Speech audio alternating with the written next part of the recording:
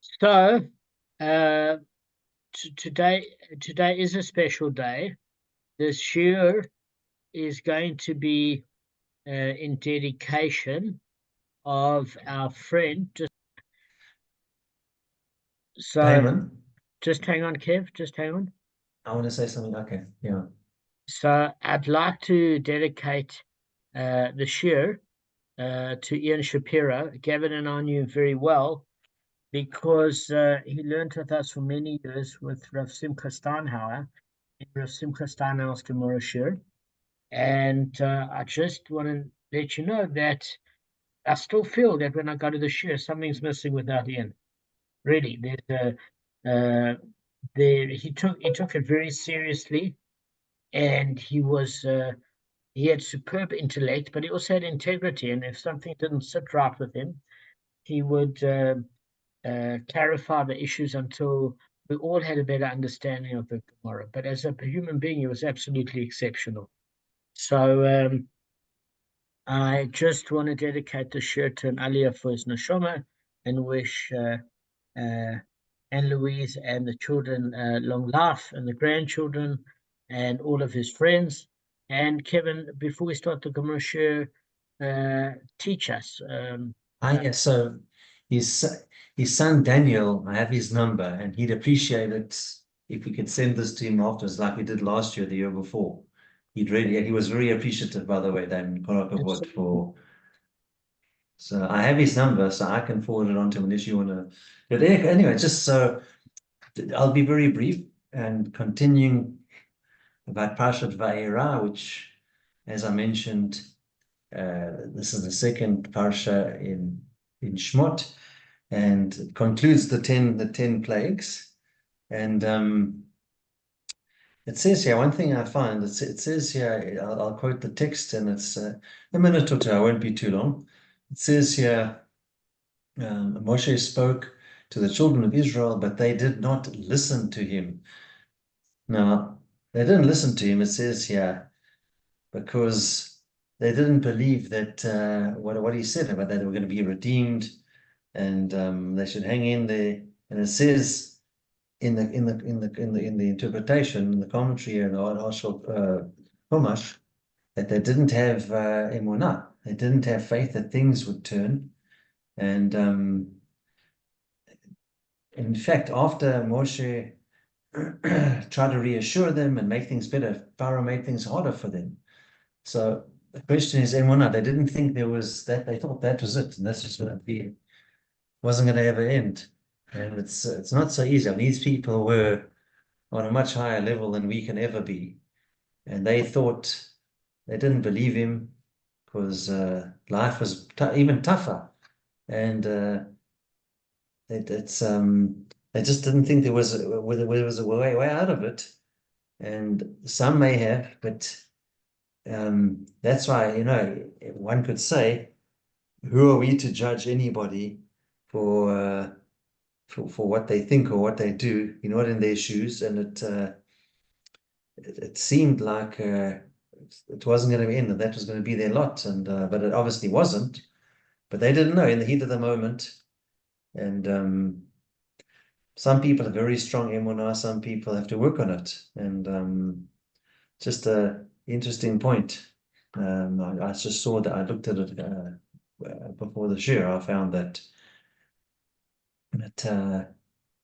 how many people actually have such a very strong emunah that they know things will going through a tough time, and there will be a light at the end of the tunnel. Some people do, but many people uh, have to work on their emunah. Good point.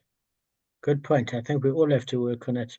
We can Mm. always do better, but there has to be tempered with a realistic understanding of our level of effort in the world, because some people say God will provide and they're too lazy to get off their armchair, or other people say that don't worry, tomorrow will be great, and they don't plan with fortitude and correct sort of prudence what tomorrow's risks may bring by doing the right sort of activities and habits today and planning for tomorrow. So I think there's a balance between emunah and practical intervention to improve one's quality of life. And I also think you have what you call in the Shawshank Redemption, they had what you call the Alcatraz syndrome. That if you're in prison for a long time, you're always talking about the day you release. But if you remember in the Shawshank Redemption, one of the main convicts committed suicide because the world had changed in 40 years and he couldn't cope with all the changes. So one becomes incarcerated in the mentality with even a disastrous situation like we are in South Africa, and you get acclimatized because change is more scary than the predictability of a negative situation. So before we criticize those that didn't want to leave Egypt, they must have had a very difficult time. I'm just going to pause the shiur for 1 second before I get started so I can close the doors and Give me hopefully. a minute. I'll be a minute. All right, guys. So what I want to do is I want to share the screen in terms of the Mishnah because those that are listening to the shiur, just we want to inform them of the issue that the Gemara is dealing with. So I'm going to just go through this very quickly because we went through it at length. Is that the Mishnah presents the law of one who suffered a loss in saving the property of his fellow. This person was coming with this barrel of wine, and this one was coming with this jug of honey. The barrel of honey cracked, and the honey began to leak out. And this person with the wine poured out his wine from its barrel and saved the honey in the empty wine barrel. So what we know is that honey is worth significantly more than wine. So the proposition given here is there are two Jews, and one has wine and one has honey. And as the honey is beginning to leak out, the Jew emptied out his wine of the less expensive commodity to save his fellow Jews honey. And we would think that automatically that the the owner of the honey barrel that was saved would recompensate the full loss of the wine because the honey was worth 5,000 Rand and the wine equivalent volumetric size was worth 1,000 Rand.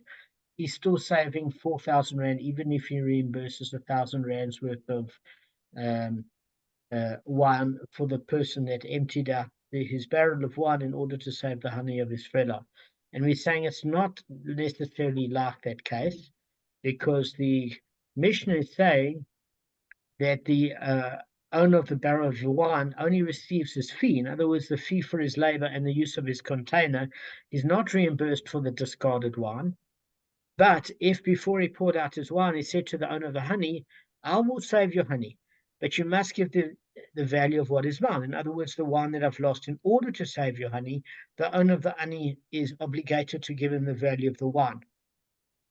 So the Gemara is a bit perturbed by it, and it starts off by saying, is that why should there actually be a loss of the person that was trying to help his fellow Jew by emptying out his wine?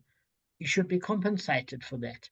So one of the issues that's brought to the fore is that if in order to return somebody's lost object, you're losing financially as a result, there's no obligation to do so. There's only obligation to return a lost object when it's not at cost to you.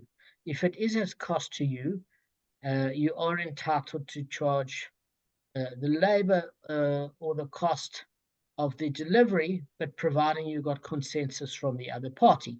And we said it doesn't always work out because if you had a neurosurgeon who charges about 8,000 Rand an hour for his services, and he's spending that time of, let's just say, a half an hour at 4,000 Rand to save another Jew's lost object that was worth 180 Rand. It might be a ornament or whatever the case may be. It's certainly not going to be a proposition for the person who lost their object to pay 4,000 Rand to get back 180 Rand object, and therefore it's no obligation for him to do so, nor is there an automatic obligation because it's not a mitzvah and he's not obligated to do so. The obligation for recompensation for losses is not obligatory either. So therefore, there has to be specificity before you do a fellow Jew a favor, that you get consensus from the other party that you're prepared to only empty out the contents of your less expensive container if you will be reimbursed for such content. Okay, otherwise you only get the fee for your labor and the rent of the container. So the Gemara says that it seems as though the Mishnah is problematic, because it says that the person that throws out his wine is actually doesn't even have to throw out his wine. He can actually keep the honey. How do we say this? Because it's Gemara says, let him say that the owner of the honey to the owner of the honey. Listen, I acquired the honey from a state of ownerlessness. It should all be mine. So I just want to give you some context of what this Yechezkel ownerlessness means. What it's saying is as follows, is if there's a crack in the jug of the owner of the honey, and it's a matter of minutes before the honey spills out, eventually it's going to become ownerless, because it's going to be of little use to anybody. It's just going to be in the pavement. And therefore, since it's in the state of ownerlessness, it doesn't belong to the owner of the honey, especially once it leaks out. And then it's any party can want to use that honey if they shall choose, any member of the public. Who would want to? I don't know. Especially if it was mixed with on a surface area where somebody was walking. But in principle, they can. Gav, can you just fix the screen? Because I'm getting a headache of it moving No, up. no, I don't have a Yarmy on, but I found a hat. I was just looking for something behind my laptop. Sorry, I just get nauseous. No, it's fine. No, I don't blame you. I was getting nauseous looking at myself. So that's why I can't look at Arthur in the back. I've got. Yeah. All right. So what I was saying is that the Gemara is going one step opposite to the Mishnah. It's actually turning around. Arthur, I'd rather see your face than you disappear off the screen. I'm serious. I miss you. Yeah, we don't mind throwing up. No. So I do it when I look at my bulls anyway. So what we are saying is the state of ownerlessness, the Yechezkel, occurs when an object is lost, either through damage or it disappears, and then it's allowed to be acquired by anybody. So if you have a pet that escapes and somebody else picks it up, and it's got no ID tag, or it's a donkey, etc., and it escapes, whoever picks it up acquires it. So therefore, if it's ownerless, never mind that the owner of the wine should be compensated for the wine. He should actually be entitled to all the honey that leaks out. And in fact, there's an argument between Rashi and the Rambam, that the Rambam says you have to wait for the container to empty, and when the contents have spilled out, at that point you can take the honey. Rashi said if it's a matter of minutes, for example, I'm paraphrasing Rashi, if it's a matter of minutes before the honey is going to spill out, then the person's entitled to take the honey directly from the container. If it's got a leak in, and it's just a timeline issue as to the fact that it's going to leak out within a matter of moments. Although I'd like to see somebody grab my object and see my reaction, believe me. So that's the other side of the argument. So where do we get this concept of ownerlessness from, the Yechezkel? Because it was taught in a brisa, if one was laden with jugs of oil and jugs of wine, and he saw that they were becoming broken and their contents were draining away, he should not say, I designate this oil and wine as teruma and maisa on the produce that I have in my house. So let me just put a bit of background here, is that let me just let me just put it like this, is that at the end of the day, the brisa speaks of oil and wine that is tevel.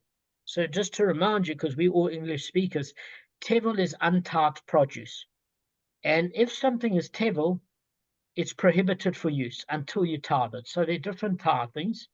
There's maisa, which generally goes to the poor, and there's teruma, which the Israelites give to the Leviim, and you give about a 10%, 1/10. Okay, so teruma, you have to separate truma and maisa, and the truma goes to the Leviim, and then the Leviim take their acquisition and they give 10% of theirs to the Kohanim. So what actually has happened here is the owner of the barrel sees that, look, he's got, let's just make it a round figure without going into percentiles. there are 10 barrels he owns. Let's just say it like that. He's got 9 barrels. He's basically got 10 barrels at home, and one of the barrels ends up having a crack in it, and the oil or the wine is going to leak out in a couple of minutes. And since the entire contents are about to fall out at once on the ground, he wants to mitigate his loss, and he attempts to avoid a financial loss by designating that particular barrel of wine or oil as Teruma and Maisa against other table produce that he has at home. And the reason he wants to do this is he said, right, if it is successful, the wine and the oil that drain away basically belong to the temple, and they belong to somebody else, while he gets to keep the formerly table wine and oil at home, and therefore it's permitted for consumption, because his 10% that he was going to give away anyway, he's putting that sort of item that is damaged down for loss. Otherwise, he'd still have to pay Teruma and Maisa, and on one of the barrels that remain, have a further loss of the leakage. And the Gemara is saying that he can't do that according to the Brisa.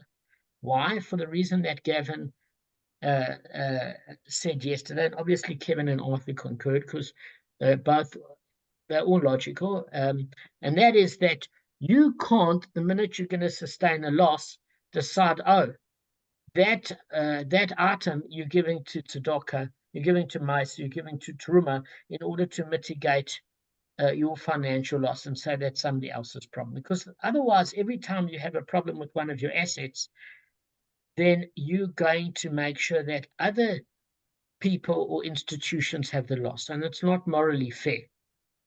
The legal issue is somewhat different. The legal issue is that the reason why you cannot do it, and listen carefully, the moral issue is not always the legal issue. The legal issue is that since the contents are going to spill out, and when it spills out in the public domain, it's now ownerless and anybody can use it, or if your donkey escapes and somebody else finds it, they get to acquire it, is at the point where you can no longer use that item, or you can no longer derive benefit from that item because it's not in your hands and there's no utility.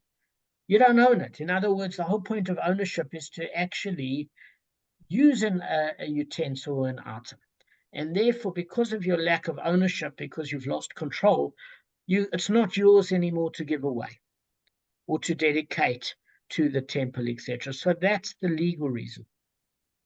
Do you get what I'm saying? And if you want to say, well, I don't know, moral should be legal, we often see a case where morality and legality are two different things. I mean, there's a difference between being conscientious. We often learn in the Gemara that they hold you responsible, Bidei Shemaim, in the heavenly court, for not doing the right thing. But legally, there's not enough evidence to force the Beis Din to get you to pay in this world, because you might have committed a crime, you might not have witnesses against you. I mean, that's a typical example. You commit a crime, there's nobody that can witness against you. You're not going to get away with it in the spiritual heavenly realm. But in this world, there's not, you can't be convicted. So there's a difference between what's moral and what you legally can get away with. So the secondary issue is, anytime there is breakage or damage, you cannot assign that sort of loss to charity or to the temple. So what we are saying then is, if he makes this declaration and say, I hereby give this to Master for charity or to the Levim, he's said nothing. In other words, his designation has not rendered the wine and oil Truma and Maisa, because since the wine and oil stand to be lost, they are regarded as ownerless. Therefore, they can't be designated as Truma and Maisa. Likewise, in our particular case, guys, since the honey stands to be lost, it's saying it's going to be regarded as ownerless, because the minute it's in the public domain out of the barrel, then the one who rescues it can keep it. In other words, if a guy has a barrel with wine and he sees more expensive honey, and the honey's already leaking out the jar, he can throw away his wine, keep the honey, because it's now ownerless. The original owner has no way of saving it. and he can keep the honey. So the Gemara is saying if it can go that legally extreme, that he can get to keep his fellow's honey, why do we say he should only be paid for his labor and the use of the container? Let him at least be paid for his wine as compensation of what he lost to save his fellow Jews more expensive honey. Because in fact, he can even keep that honey if he's that punitive. Okay, so that's where we're holding right now. Guys, have it made sense to you? Yeah. He should actually be. Well, we all think he should be reimbursed for all three things: for his labor, for his time, and for his wine. You think that the Gemara is saying at the very least, if you want to be involved in a mitzvah, maybe you don't have to sustain a loss. But you can't have it three ways. You can't have your container being rented, throw out your produce, and charge for the labor. You can, if it was not a mitzvah to save your fellow Jews' lost object. You don't have to suffer loss because of it, but you cannot profit off the mitzvah. So in a non-Jewish society, Gavin, by the way, is 100% correct.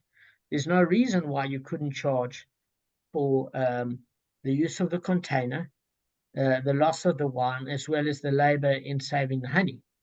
But from a Jewish standpoint, there's a mitzvah to save your fellow's lost object, providing it's not costing you money.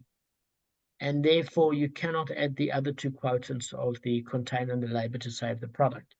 You're just under no obligation to save it if you would sustain a loss.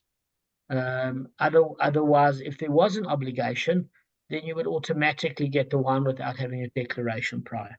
So let's just discuss the other factor that the Gemara gives in. And if you look at Rav Yirmiyah, he stated in explaining a brisa that says, listen, this particular case is actually speaking about the netting of the olive press that was wrapped around the barrel. So when you say, hang on, what are we talking about here? Are we talking about honey? Are we talking about oil? What's this about netting? Before you get it confusing, let's just keep it a simple matter. You've got an issue where you either have immediate loss and leakage or you have a way to protect your goods. So one of the ways is if you've got a barrel, but you've got almost a cloth that if there was a leak in the barrel, it would almost clog up the honey from leaking out, because there's a sackcloth or netting outside.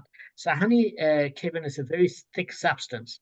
And therefore, if you have a hole in the barrel, it'll leak up. But if you had a sack covering the barrel, it's almost going to clog up where the honey is not really going to leak out that much. And therefore, according to Rav Yirmiyah, that's the basis that our Mishnah is speaking about when there's not going to be immediately all the loss of the product, because at that point it's ownerless. But if it's dripping very slowly, it still belongs to the owner of the honey, and therefore the owner of the wine barrel has no business keeping it because it's not hefker, it's not ownerless, because there's minimal loss. So that's the case according to Rav Yirmiyah that we're speaking about. Now, it's now going on to another subject, and it says, since we're on this issue of, we're now switching subjects, because the first subject that the Gemara says, all right, we're talking about an issue of compensation, of giving up your less expensive product in order to save your fellow Jews more expensive product. And we dealt with that. That's one case.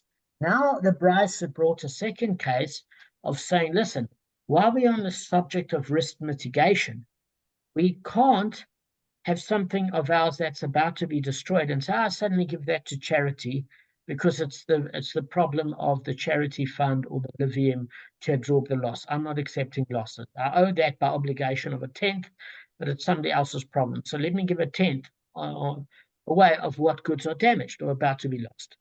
So now that's the second topic that we're going on to now. And the Gemara says, okay, so while we're on that note, we know that if there was no netting on the barrel, it is almost guaranteed that within a few minutes the honey is going to escape from the barrel, and therefore on that particular basis you cannot make that declaration of making that barrel of honey the one that you give to charity or to the Levium with the mais or truma. You can't, because it's not fair to lumber them with the loss. So We're not talking about a case if there is a sackcloth or netting on the barrel.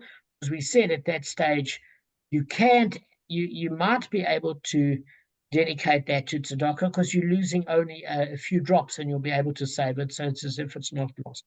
But in a case where it's definitely going to be lost, they can't fit the bill, the charity or the Levium. So the Gemara says, okay, so that is a case of a definite loss. It's only a matter of a timeline of 5 or 10 minutes.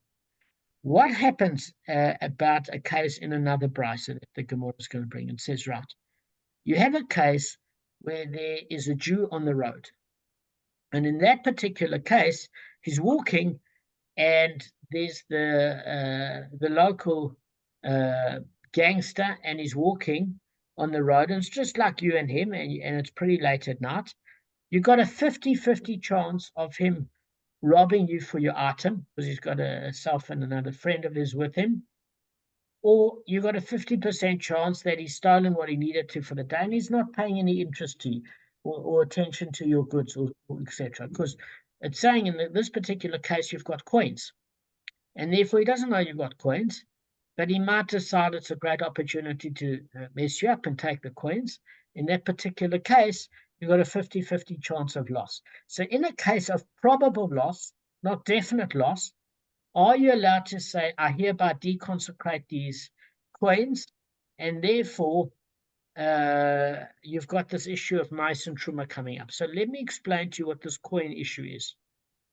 The Torah commands the mice sheni, which is a secondary tithe, has to be taken to Jerusalem and eaten there. So what would happen generally is a person would have produce. And in the height of summer, if he goes from like Tel Aviv to Jerusalem and he's taking 50 kilograms worth of goods and it's going to go rotten or whatever, it's not that convenient and it might end up being a loss. So what he can do is deconsecrate the holy produce upon coins, and he's saying these coins now have absorbed the holiness, and I'm going to use those coins and make my pilgrimage to Jerusalem and buy produce in Jerusalem to reinstate the Kedusha. So the Kedusha is transferred from the produce to the coins. So he's saying if he's got these coins and he's got produce at home and he's about to go to Jerusalem and they're going to be robbed, not definitely 50-50, can he say that basically I designate these coins as basically as deconsecrated, meaning I've taken the produce and switched the holiness from the vegetables and stuff I've grown to these coins. Why is he doing that? Because if he does have it stolen, he no longer has to make a schlep trip to Jerusalem. In his mind, he can relax at home. And B, he doesn't sustain the loss because the robber has picked up those particular coins that have been deconsecrated with the holiness from the produce to the coins. So we have another case here of trying to mitigate loss. But how it differs from the first case is very simple. In the first case, guaranteed the barrel of honey that's got a crack in, or the jug, is going to leak out. In this case, it's a 50-50 where there's going to be assaulted and robbed. So is he allowed to do it? And the Gemara says that he shouldn't do it. He shouldn't do it. But if he does do this, his words stand, meaning the deconsecration takes effect, transferring the Ma'aser Sheni sanctity from the produce to these coins. And although the coins stand to be lost by the robber, if he, in fact, does get robbed, he's able to transfer Ma'aser Sheni sanctity to them. And then the Gemara is bringing this as a point, is surely then, since he's able to have that control over that designation, they are regarded as his own. What does that mean, as his own? In other words, it's not ownerless.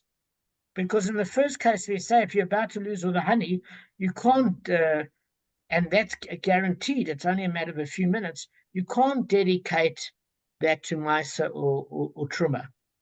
Okay, but here's the case where you could not lose it, or you could lose it, 50-50.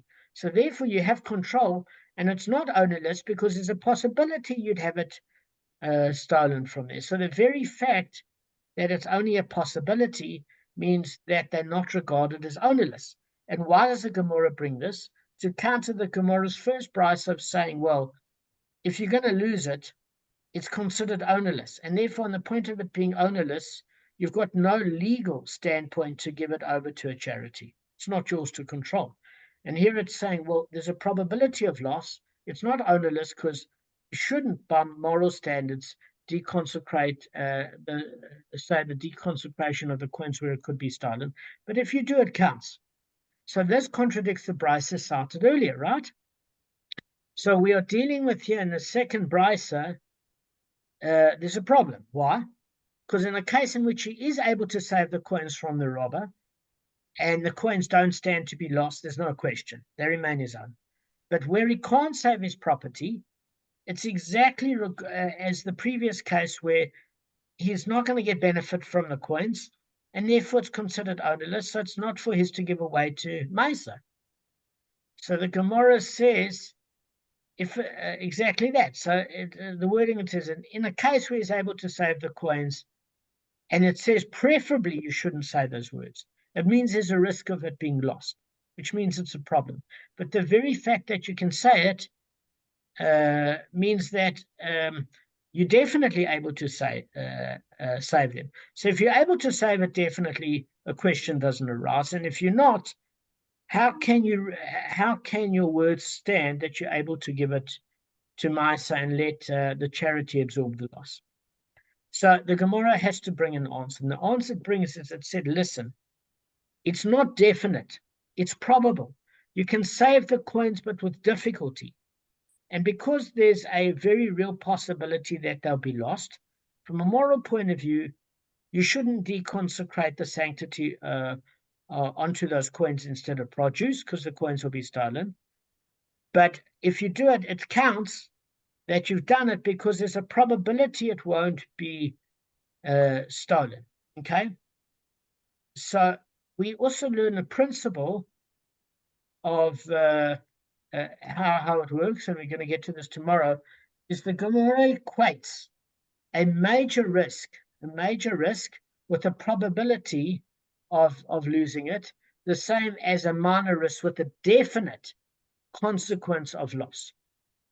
They put them legally on the same basis. I'm going to say this one sentence again, Kevin, is that the Gemara sees the possibility of a major loss as equated to the equivalent of a minor loss that's guaranteed legally. So this is going to give you a bit of a clue of how to reconcile the first and second brisa.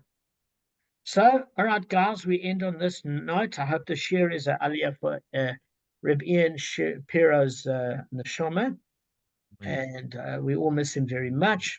And I wish you guys a wonderful. Damon. Yeah. So you just said that if the possibility of someone incurring a major loss, the possibility of incurring major loss is equivalent to someone who definitely incurs a minor loss. Is that what you just said? No. I said if you're dealing with an amount, for example, of 10,000 Rand, and there's a 50-50 possibility of loss, it's equated to the fact that's 10,000 Rand of a possible loss, 50-50. It's equivalent to the definite loss of 1,000 Rand. In other words, they're saying they're equal.